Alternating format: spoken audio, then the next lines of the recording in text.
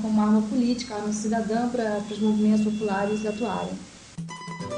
Além dos fóruns populares municipais, como o do Rio de Janeiro, há o Fórum Brasil do Orçamento, uma articulação nacional que tem como foco acompanhar e fiscalizar o maior orçamento do país, o Orçamento Público Federal.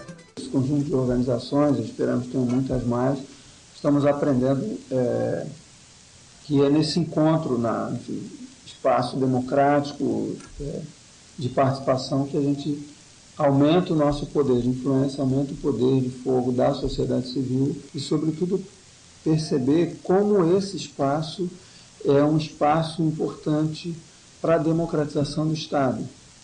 Em última instância, democratizar o Estado é democratizar os recursos que o Estado dispõe. O Fórum Brasil do Orçamento foi criado em 2001 e atualmente reúne cerca de 40 entidades da sociedade civil brasileira. Além da informação ser restrita, ela é apresentada de uma forma muito complexa para um cidadão leigo no orçamento. Então, o Fórum vem discutindo com o Legislativo formas de tornar esse sistema de informação, primeiro, aberto a toda a sociedade e, segundo, aberto de uma forma inteligível, de uma forma que qualquer cidadão possa compreender e acompanhar os gastos públicos. Mas será que a linguagem econômica é difícil mesmo? Nós fomos às ruas perguntar à população sobre um termo muito falado pelos governantes, o tal do superávit primário. A senhora saberia me dizer o que é superávit primário? Não. Você já ouviu falar de superávit primário? Não. Não ouvi, não. Mas sabe me dizer o que é superávit primário? Não. O senhor já ouviu falar de superávit primário? Sim, a televisão fala todo dia, a mídia nos obriga a ouvir isso todo dia. Mas o senhor sabe o que é superávit primário? Não. Vamos ver se a Sandra pode ajudar a gente a descobrir o que é esse tal de superávit primário. E na realidade o superávit primário é o quê? É como se fosse um fundo de reserva, só que é um fundo de reserva tirado de onde? Tirado de projetos sociais, tirado de investimentos, tirado do pagamento de funcionários, de investimento para que a administração pública funcione melhor. Então esse dinheiro é tirado daí para pagar o quê? Para pagar a dívida financeira. E cada vez que a gente paga a dívida financeira, a gente deixa de pagar a dívida social. O Fórum Brasil do Orçamento tem uma cartilha sobre este tema. Lá vocês podem aprofundar o conhecimento sobre o superávit primário. Mas agora, vamos entender o que é a dívida social? É uma dívida para com os trabalhadores sem terra, com os trabalhadores sem teto, sem emprego. Então, ao invés de você priorizar o pagamento dessa dívida social, você paga a dívida financeira. Faz parte da dívida financeira a já conhecida dívida externa. Vamos ver o que o povo nas ruas pensa sobre isso. Você já ouviu falar de dívida externa? Já. Seria o quê? Os empréstimos, né, feitos, os empréstimos que outros países fazem, né? Vamos dizer assim, os agiotas, né? Vamos dizer assim, vamos usar o português claro, os agiotas. Quanto mais nós pagamos, mais nós devemos, porque nós estamos pagando juros sobre juros. É assim que funciona o mecanismo da dívida externa internacional. É uma grande agiotagem internacional, onde você fica pagando aos banqueiros e às instituições, como o Banco Mundial, o FMI, muito mais do que eles passam para nós. Na verdade, é mais importante pagar a dívida ou investir no país? Eu acho que tinha que investir no país. Vamos empurrar com a barriga a dívida e vamos ver o que pode ser feito aqui. Não é só ele que está pensando assim, não. Tem gente em vários lugares do mundo achando que essa dívida financeira é injusta e deve ser questionada. Por isso foi criada a campanha Jubileu Sul. A campanha Jubileu Sul é uma campanha que está organizada na África, na Ásia e na América Latina e Caribe. Reúne mais de 60 países. São movimentos sociais, igrejas, organizações de apoio, movimento de mulheres, enfim, uns amplos setores da sociedade que estão reunidos em torno desse tema da auditoria da dívida, dizendo que a dívida já foi paga. Afinal, nos anos de colônia, o Brasil e muitos países da África, da Ásia e da América Latina exportaram todas as nossas riquezas sem recebermos um centavo sequer. Milhares de pessoas, milhões, quiçá, foram mortas africanos, indígenas. E aí? Não é uma dívida? Não é uma dívida histórica? Então, temos que refletir sobre isso. No ano de 2000, a campanha Jubileu Sul realizou aqui no Brasil o plebiscito da dívida externa. Uma votação na qual ficamos sabendo o que os brasileiros pensam sobre esse assunto. Nesse ano, cerca de 6 milhões de brasileiros e brasileiras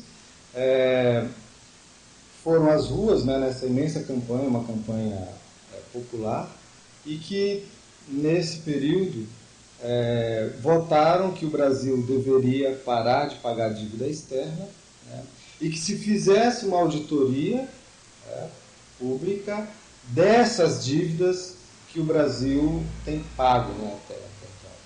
A cada 3 meses, os técnicos do FMI vêm aqui ao Brasil e fazem uma auditoria das nossas contas públicas, para saber se o Brasil vai poder pagar todo o que deve, né, entre aspas. E nós, cidadãos, né, conforme está na Constituição, não podemos fazer a nossa própria auditoria dessa dívida que dizem que a gente tem. E como seria feita a auditoria cidadã da dívida? Todo mundo que pega um empréstimo tem um papel, um contrato que diz as condições de pagamento desse empréstimo. Por isso que nós queremos investigar, estudar, né, uma auditoria que deve ser realizada pelo Congresso Nacional com participação da sociedade civil organizada como forma de controle desse processo. É isso que nós defendemos na campanha Jubileu Sul. Esperamos que tenham gostado deste programa da série De Olho no Orçamento. Para saber mais sobre os temas tratados aqui, entrem em contato com os fóruns populares e leiam as cartilhas. Assim vocês podem ficar sabendo mais sobre como participar e cobrar por seus direitos. É isso aí, pessoal. Mas não esqueçam, quanto mais a população estiver informada, interessada em participar, mais chances de ter suas reivindicações atendidas e de seu município ser um lugar melhor de se viver. Até o próximo programa.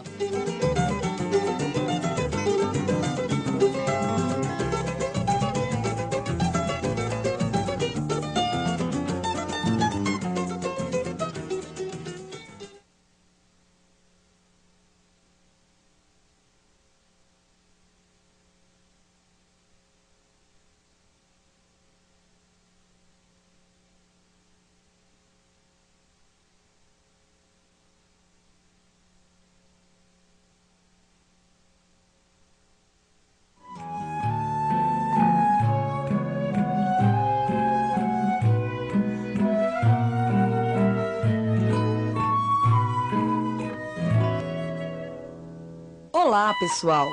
O programa De Olho no Orçamento viajou até o estado de Pernambuco para conhecer 2 experiências de participação popular na gestão do orçamento público. A primeira acontece na cidade do Recife e é uma iniciativa da Prefeitura. Com vocês, o Orçamento Participativo do Recife.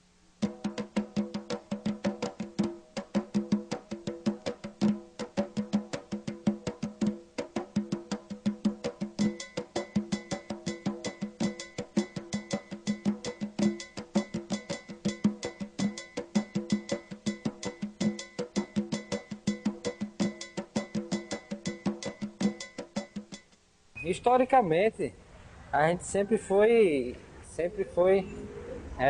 dominado por um regime capitalista que não está muito afim de escutar a população.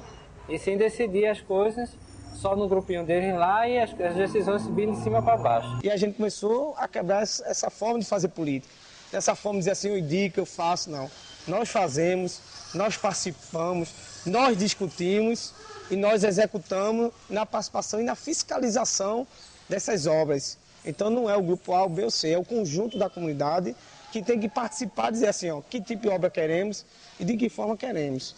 A realidade é essa, é que a gente tem que ter um governo popular que discuta com a gente. Eu sei que é importante, né? Agora, eu não entendo bem, mas é importante eu ouvi dizer que é. Que traz benefício para as comunidades, como eu conheço bairro por aí que já conseguiu vários benefícios através de OP. Agora eu quero saber como é que se faz para que essa ajuda chegue logo na comunidade. Vamos ver como é feito o orçamento participativo em Recife.